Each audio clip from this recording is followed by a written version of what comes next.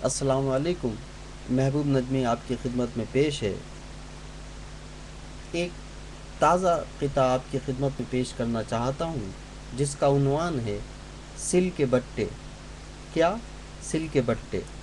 عرض کیا ہے: ناجائز اولاد لکھا ناجائز اکٹھے ہو گئے، ناجائز اولاد لکھا ناجائز اکٹھے ہو گئے، بچہ جھمورا دانت تمہارے کھٹے ہو گئے، بچہ جھمورا دانت تمہارے کھٹے ہو گئے، ناجائز اولاد لکھا ناجائز اکٹھے ہو گئے، بچہ جھمورا دانت تمہارے کھٹے ہو گئے۔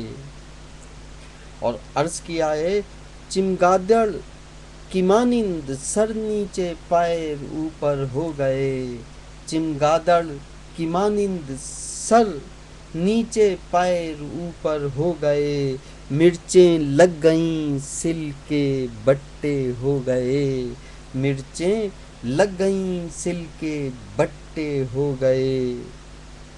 تو یہ حالیہ قطعہ تھا جو میں نے عرض کیا، اور اس کے ساتھ ہی ایک اور قطعہ پیش کرنا چاہوں گا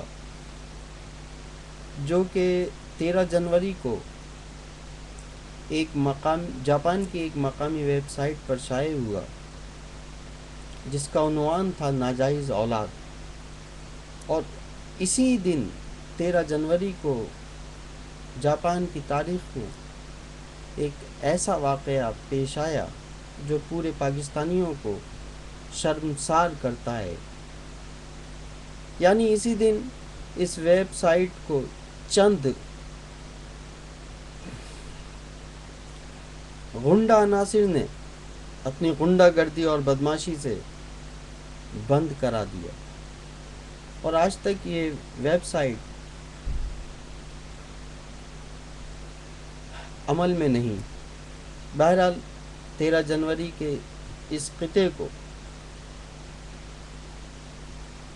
جس کا عنوان ناجائز اولاد ہے،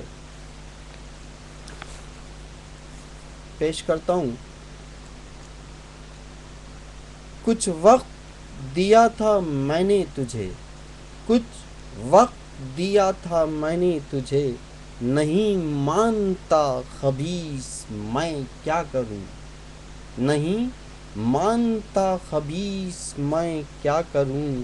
اور عرض کیا ہے: بن باپ کی ناجائز اولاد، بن باپ کی ناجائز اولاد، نام و پتہ بتا میں کیا کروں، بن باپ کی ناجائز اولاد، نام و پتہ بتا میں کیا کروں۔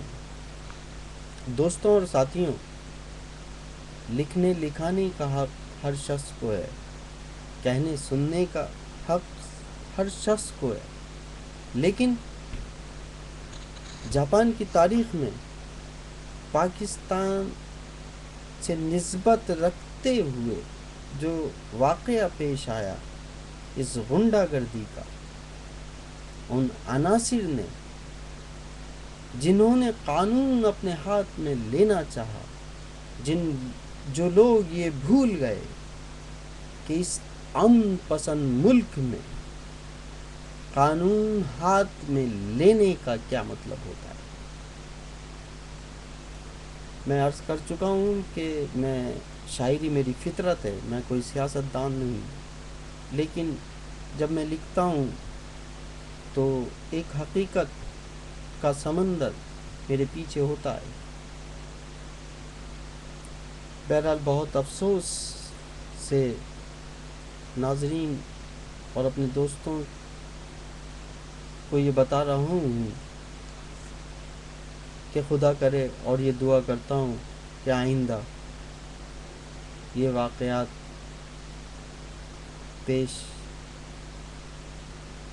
جاپان میں پیش نہ آئیں، اور ہم اپنے خیالات اختلاف رائے رکھتے ہوئے بھی اپنے خیالات کو مختلف انداز میں پیش کرتے ہوئے بھی محبت کا ایک انداز اپنائیں. یہ نہیں کہ اس اقتصادی دور کے پریشان حال وقت میں صرف اپنی ہی شخصیت اور اپنے ہی طور پر اپنے آپ کو فائدہ پہنچانے کے لیے چند ہزار ین کے کمرشل حاصل کرنے کے لیے ویب سائٹوں کا قیام کریں، ویب سائٹیں بنائیں اور سچے، مخلص اور سیدھے سادے پاکستانیوں کو بیوقوف بنائیں. کسی کو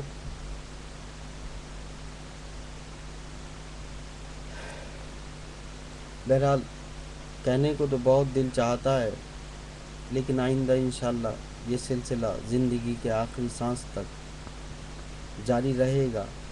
میری دعا ہے کہ اللہ تعالیٰ مجھے اور آپ سب کو ایک مرکز پر لا کھڑا کرے، اور جو آج ہمارے وطن عزیز میں حالات ہیں جن کی وجہ سے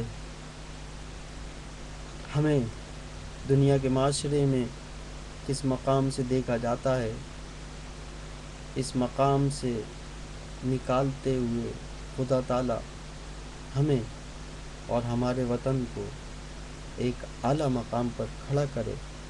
آمین. آئیے دعا کریں، میں اور آپ، کہ خدا میرے گناہوں کو بھی معاف کرے اور تمام مسلمانوں کو اعلیٰ مقام اور تمام مسلم ممالک کو ایک اعلیٰ مقام معاشرے میں دے. بہرحال اس کے ساتھ ہی اجازت چاہوں گا. اپنا خیال رکھیے گا. اللہ حافظ.